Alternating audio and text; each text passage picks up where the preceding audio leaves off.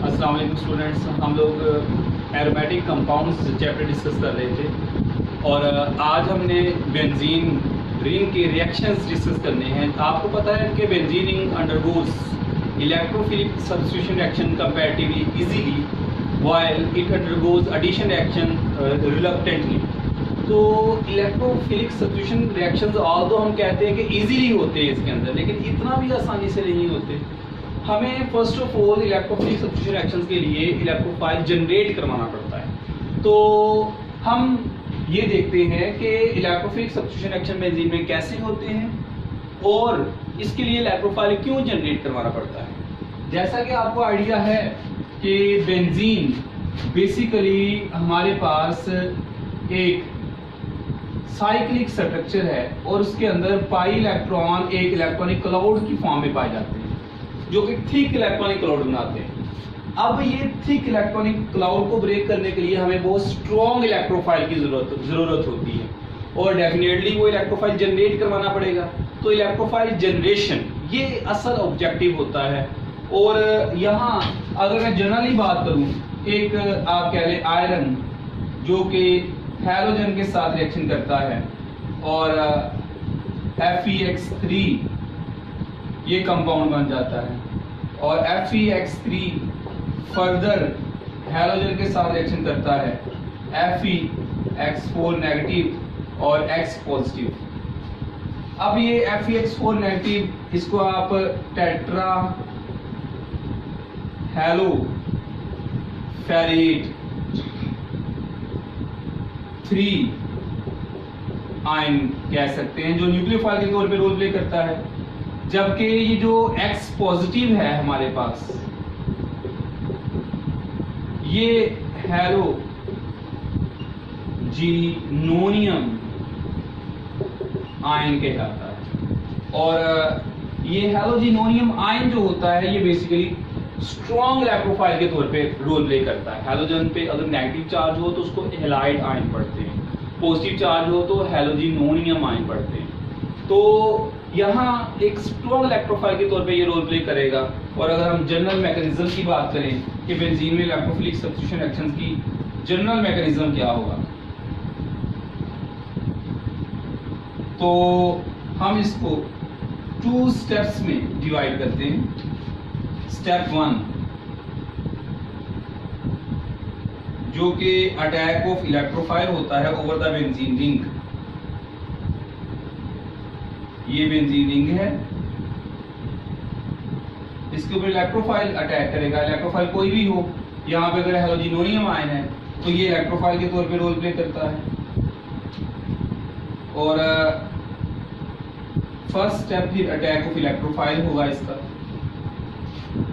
Arrow basically electron की motion को indicate करता है। हमारे पास एक इंटरमीडिएट प्रोडक्ट बन जाएगी और इस इंटरमीडिएट प्रोडक्ट का नाम है जी बेंजीनोनियम आयन।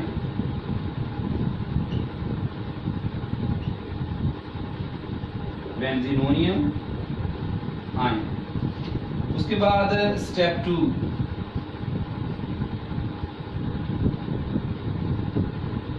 स्टेप 2 की हम बात करें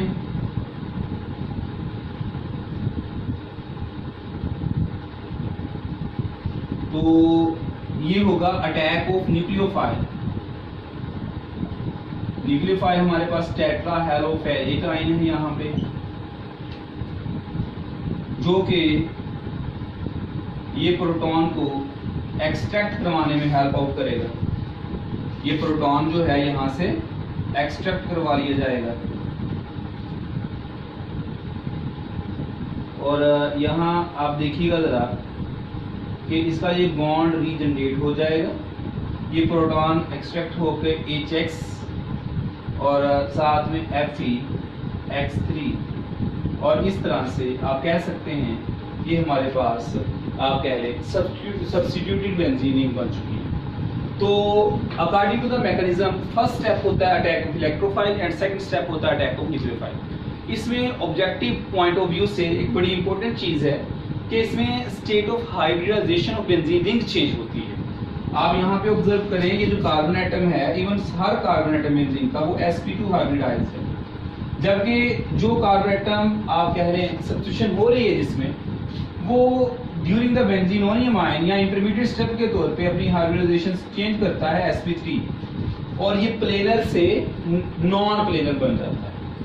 और एट द एंड ये जो sp3 हाइब्रिडाइज्ड कार्बन एटम होता है, बॉन्ड रीजनरेशन के बाद दोबारा से sp2 हाइब्रिडाइज्ड हो जाता है और बेंजीन दोबारा प्लेनर बन जाती है। तो आप कह लें कि बेंजीन की जो स्टेट ऑफ हाइब्रिडाइजेशन है, जिस कार्बन एटम में आप कह रहे सब्स्टिट्यूशन हो रही है, वो sp2 से sp3 होती है और वापस sp2 हो जाती है, और इसी तरह से वो प्लेनर से नॉन प्लेनर और अगेन प्लेनर बन जाता है। तो ये मैंने आपके सामने जनरल मैकेनिज्म डिस्कस किया है electrophilic substitution action of benzene का।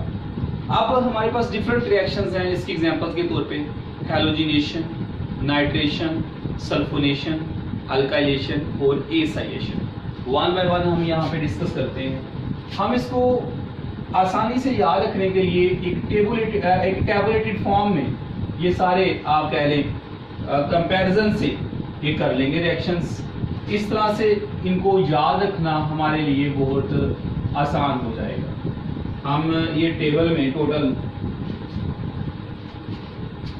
4 कॉलम्स ड्रॉ करेंगे, जो कि दरमियान में आप देख सकते हैं एक मैंने बड़ा कॉलम वो ड्रॉ किया है।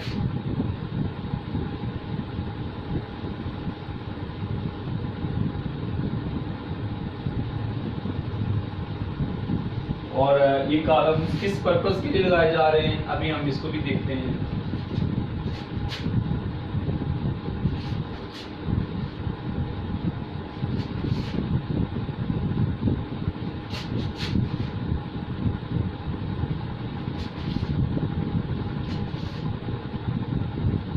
मेरे पास एक तो यहाँ पे लिखा जाएगा, आप कह लें इलेक्ट्रोफिलिक सब्स्टिट्यूशन रिएक्शन नेम्ड। क्या होगा जी, कौन सा रिएक्शन होगा यहाँ पे इलेक्ट्रोफाइल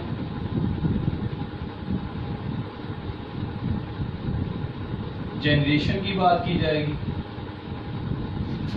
और यहाँ हम बात करें जी इलेक्ट्रोफाइल कौन सा इस्तेमाल हुआ है और न्यूक्लियोफाइल कौन सा इस्तेमाल हुआ है। क्योंकि आप यहाँ पे इलेक्ट्रोफाइल और न्यूक्लियोफाइल चेंज करते जाएंगे, सबका मैकेनिज्म बनता जाएगा। तो फर्स्ट ऑफ ऑल मेरे पास है जी हैलोजिनेशन, सेकंड नंबर पे है नाइट्रेशन, थर्ड नंबर पे है सल्फोनेशन, फोर्थ नंबर पे है जी अल्काइलेशन, और एट द एंड हमारे पास है एसाइलेशन।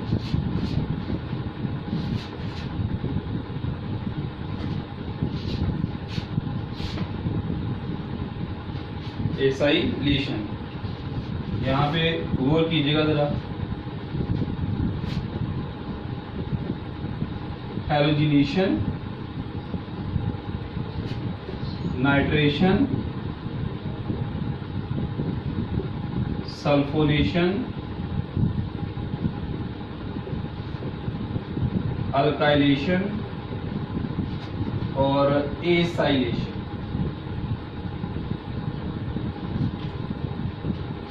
हैलोजिनेशन की बात करें तो हम यहाँ कॉमनली आप कह लें क्लोरीनेशन या ब्रोमिनेशन करवाते हैं, तो इसी लिहाज से कैटलिस्ट FeCl3 या AlCl3 इस्तेमाल हो सकता है। तो ये क्लोरोनियम आयन और टेट्राहेलोफेरेट है, इसका नाम क्या मैं बता रहा हूँ जी, क्लोरोनियम आयन। और इलेक्ट्रोफाइल यहाँ पे क्या होगा जी, Cl पॉजिटिव, न्यूक्लियोफाइल क्या होगा, FeCl4 नेगेटिव। तो यहाँ आप डेफिनेटली इलेक्ट्रोफाइल Cl हो जाएगा, तो एट द एंड मेरे पास क्लोरोबेंजीन हासिल हो जाएगा। उसके बाद सेकंड स्टेप नाइट्रेशन। नाइट्रेशन में हम लोगों ने नाइट्रिक एसिड और सल्फ्यूरिक एसिड, नाइट्रिक एसिड और सल्फ्यूरिक एसिड की 1:1 रेशियो इस्तेमाल करनी होती है। यहाँ से ये OH और ये आप कह सकते हैं H, दोनों मिलकर वाटर बना देंगे और NO2 पॉजिटिव, जिसको हम नाइट्रोनियम आयन पढ़ते हैं, इलेक्ट्रोफाइल के तौर पे रोल प्ले करेगा, और HSO4 नेगेटिव यहाँ पे न्यूक्लियोफाइल के तौर पे रोल प्ले करेगा। 50 to 55 degree Celsius temperature required होता है इस पर्पस के लिए। नाम क्या है इलेक्ट्रोफाइल का? Nitronium ion, nitronium ion. तो इलेक्ट्रोफाइल NO2 पॉजिटिव और न्यूक्लियोफाइल HSO4 नेगेटिव, जो कि सल्फ्यूरिक एसिड से आया। सल्फोनेशन, सल्फोनेशन में सल्फ्यूरिक एसिड में सेल्फ और ऑटो आयोनाइजेशन होती है। हम क्या कह रहे हैं? सेल्फ और ऑटो आयोनाइजेशन। तो यहां आप देखें जरा, हाइड्रोजन आयन, हाइड्रोक्साइड आयन और ये तीनों कंबाइन होकर H3O हाइड्रोनियम आयन बना देते हैं। SO3 सल्फर ट्राइऑक्साइड और साथ में HSO4 नेगेटिव। देखिए यहाँ जो इलेक्ट्रोफाइल है वो सल्फर ट्राइऑक्साइड है, हाइड्रोनियम नहीं है, याद रखिएगा। हाइड्रोनियम यहाँ पे ये तो प्रोटॉन डोनर है, ठीक है जी। तो हमने यहाँ पे जो इलेक्ट्रॉन डेफिएंट स्पीशी है उसको इलेक्ट्रोफाइल के तौर पे लेना है, जो कि क्या है? SO3 और HSO4 यहाँ एक न्यूक्लियोफाइल के तौर पे रोल प्ले कर रहा है। जबकि एसाइलेशन में अल्काइल हैलाइड, अगर मैं अल्काइल क्लोरीनेशन करवाना चाहता हूँ अल्काइल क्लोराइड, तो AlCl3 जो लीवर्स एसिड के तौर पे बिहेव करता है एज अ कैटलिस्ट इस्तेमाल होगा। उसके बाद हमारे पास कार्बोकेटाइन बन जाएगा और AlCl4 नेगेटिव। तो कार्बोकेटाइन का दूसरा नाम कार्बोनियम होता है। यहां मैं इसका भी नाम लिख देता हूं, हाइड्रोनियम आयन, पॉजिटिव आयन का नाम। तो कार्बोनियम यानी कार्बोकेटाइन इलेक्ट्रोफाइल के तौर पे रोल प्ले करेगा, जबकि AlCl4 नेगेटिव ये न्यूक्लियोफाइल के तौर पे रोल प्ले करेगा। एसाइलेशन में हमारे पास एसाइल क्लोराइड रीजेंट के तौर पे इस्तेमाल हो रहा है, और again AlCl3 as a catalyst, और एसाइलियम बेसिकली ये कार्बोनिल ग्रुप के साथ आपके अल्काइल ग्रुप है और इसके ऊपर कार्बोनिल ग्रुप के कार्बन के ऊपर पॉजिटिव चार्ज है, और अगेन AlCl4 नेगेटिव एक न्यूक्लियोफाइल के तौर पे रोल प्ले करेगा। और ये आप कह लीजिए हमारे पास इलेक्ट्रोफाइल हो गया, और यहाँ पे क्या है? ये न्यूक्लियोफाइल के तौर पे रोल प्ले कर रहा है, और इसका नाम क्या है जी? एसाइलियम। आप यहाँ पे अगर एक चीज को ऑब्जर्व करें जो कि सबके अंदर आपको कॉमन नजर आ रही है, यहाँ पे electrophile positive charge chloronium, positively charge nitronium. अगर ये इलेक्ट्रोफाइल नहीं है लेकिन इसके भी ऊपर पॉजिटिव चार्ज है हाइड्रोनियम, कार्बोनियम, एसाइलियम, IUM। अमूमन पॉजिटिव स्पीशीज के एंड पे IUM आता है, आप यहाँ से आइडेंटिफाई कर सकते हैं इनको। जिस तरह मैंने इसको बेंजीनोनियम कहा, यहाँ पे भी IUM आया। तो IUM बेसिकली पॉजिटिव चीजों के एंड पे आता है। तो MCQs के पॉइंट ऑफ व्यू से भी अगेन आप ये सारे इलेक्ट्रोफाइल्स और ये न्यूक्लियोफाइल्स ये याद कर सकते हैं, और एक शॉर्ट क्वेश्चन के पॉइंट ऑफ व्यू से भी एज अ होल ये पांचों अलग अलग लॉन्ग क्वेश्चंस के तौर पे आते हैं, और इनके जो मैकेनिज्म्स हैं कि उसके लिए आप लोग ये जस्ट जनरल मैकेनिज्म याद कर लें और इलेक्ट्रोफाइल और न्यूक्लियोफाइल चेंज करते जाएं, और आपका लॉन्ग क्वेश्चन भी अटेम्प्ट हो सकता है। तो इस तरह से आप 5 लॉन्ग क्वेश्चंस आप कहते हैं यहाँ से तैयार कर सकते हैं। होप सो कि आप लोगों को समझ आ चुकी होगी इसकी। और अगर आपको मज़ीद कोई क्वेश्चनिंग हो तो वो ज़रूर कमेंट बॉक्स में कर सकते हैं। Thank you very much. अल्लाह हाफिज़।